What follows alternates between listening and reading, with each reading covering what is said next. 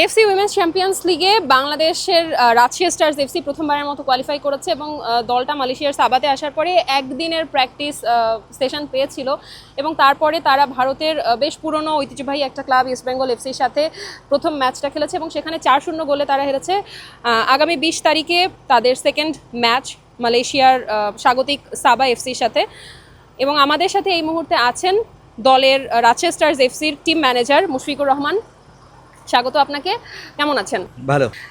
প্রথম ম্যাচটা তো রাজশাহী স্টার্স এফসি 4-0 গোলে হেরেছে, কি মনে হয়েছে আসলে দলের কমতিটা কোথায় আছে, কোথায় আসলে বেশি জোর দিতে হবে? সেকেন্ড ম্যাচে আপনারা কোথায় বেশি জোর দিবেন? অ্যাকচুয়ালি দেখেন, আমরা প্রথমত বলে নিই যে আমরা একটা নতুন দল, আমাদের এক্সপিরিয়েন্স, আমাদের প্লেয়ার কালেকশন, আমাদের ট্রেনিং সেশন সব কিছু মিলিয়ে আমরা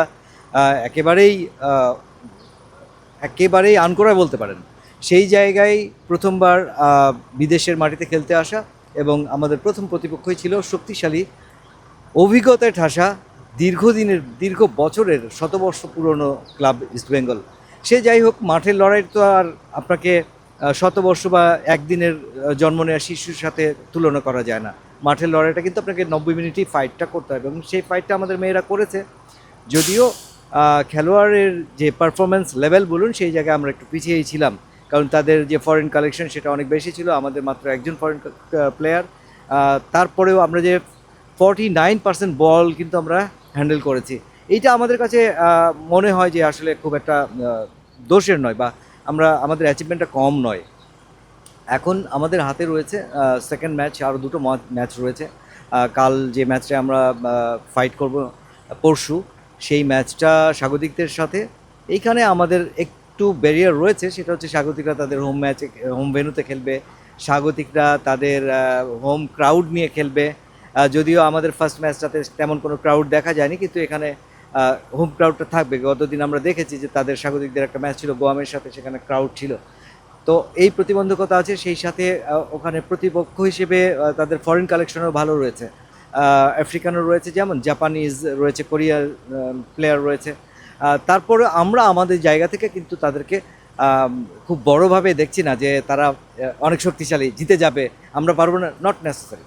আমরা জিতবো, আমরা জেতার জন্য এসেছি, আমরা খেলার জন্য এসেছি এবং আমাদের প্লেয়ারদের যে পারফরমেন্স সেটা তারা শতভাগ উজাড় করে দেবে এবং যদি সেটা ঠিকঠাকভাবে দিতে পারে তাহলে নিঃসন্দেহে আমাদের ভালো রেজাল্ট আসবে। রাজশাহী স্টার্স এফসির যিনি গোলকিপার আছেন রূপনাথ, আমরা তাকে গতকাল দেখেছি যে তিনি আসলে একবার একটু চোট পেয়ে মাঠ থেকে উঠে গিয়েছিলেন। কোনো ধরনের কোনো ইনজুরির শঙ্কা আছে কিনা দলে? না, এখন পর্যন্ত যেটাকে গতদিন দেখেছেন, আমরা আসলে ওই সময় আমার কোচিং স্টাফ, হেড কোচ একটা পরিবর্তনের কথা ভাবছিলেনও, ঠিক সেই সময় ও সামান্য পড়ে গেছে। তেমন কোনো ইনজুরি হয়নি রূপনার। Not only Rupna but also others player যারা খেলেছেন কালকে মাঠে, তাদের কেউই কোনো ইনজুরিতে পড়েনি। এখন পর্যন্ত আমার দলের যারা খেলোয়াড় তারা সকলে সুস্থ রয়েছেন, দলের প্রতিটা প্লেয়ার প্রাণবন্ত রয়েছে এবং আমরা আশা করছি ডে আফটার টুমরো আমাদের একটা ভালো ম্যাচ তারা উপহার দেবে। এবং আমি যদি গতকালের সেকেন্ড ম্যাচটা নিয়ে, যেটা আপনি বললেন যে হোম ক্রাউড ছিল সাবার, একটা মালয়েশিয়ার এখানকার একটা তাদের নিজস্ব হোম ক্রাউড ছিল, এই অ্যাডভান্টেজটা তারা পাবে। এবং গতকালের ম্যাচটাতে সবাই আমরা দেখেছি যে 13-0 গোলে সাবা কিন্তু গুয়ামের যে রোভার্স এফসি তাদের সাথে জিতেছে। তো এটা নিয়ে আপনাদের কি ভাবনা? না, রোভার্স এফসি তারাও খেলার জন্য এসেছে, তারা কিন্তু তাদের দেশের লিগ চ্যাম্পিয়ন টিম। সো ওটাকে খাটো করে দেখছি না আমরা। 13-0 গোল হয়েছে, সাবার কাছে খেয়েছে, তার মানে এই নয় যে তারা স্টার্সের কাছে 13-14টা খেয়ে যাবে। আমরা সব প্রতিপক্ষকেই সমীহ করছি, সব প্রতিপক্ষকেই আমরা শক্তভাবে নিচ্ছি, বাট আমাদের নিজেদের যে অবস্থান, নিজেদের যে মনোবল, সেটাকে আমরা কখনোই খাটো করছি না। আমরা নিজেরা adamant to win the all match. Mushfiq ভাই, শেষ প্রশ্ন আপনার কাছে, সেটা হচ্ছে যে একাদশে কোনো ধরনের কোনো পরিবর্তনের যদি আমাদেরকে কিছু জানাতে পারেন। একাদশ নিয়ে আসলে এটা এখনই বলা মুশকিল, কারণ আমাদের হাতে আরও দুটো ট্রেনিং সেশন রয়েছে। আজকে একটা ট্রেনিং রয়েছে, কালকে একটা ট্রেনিং রয়েছে। কোচিং স্টাফরা আসলে কালকে এই 2 দিনের ট্রেনিং বিশ্লেষণ করবেন এবং 2 দিনের ট্রেনিং বিশ্লেষণের পরেই কিন্তু একাদশ নিয়ে ভাবনাটা আসবে। এবং সেই জায়গায় আমার কাছে যেটা মনে হয় যে গত ম্যাচের যে পারফরমেন্স, সেই জায়গায় আমাদের স্টার্টিংটা অত্যন্ত ভালো ছিল এবং একটি দুর্ঘটনায় বলবো আমি যে পেনাল্টিটা পাওয়া, সেখান থেকে গোল খাওয়া এবং গোলটা হয়ে যাওয়ার পরে একটা ডিজাস্টার আমাদের হয়েছে। তো সেই জায়গায় খুব একটা পরিবর্তন আমরা মনে করছি না করার প্রয়োজন রয়েছে। তবে সাবস্টিটিউট যারা যখন যেভাবে প্রয়োজন হবে ম্যাচের সমীকরণ বুঝে সেটা হয়তো করা হবে। অসংখ্য ধন্যবাদ আপনাকে।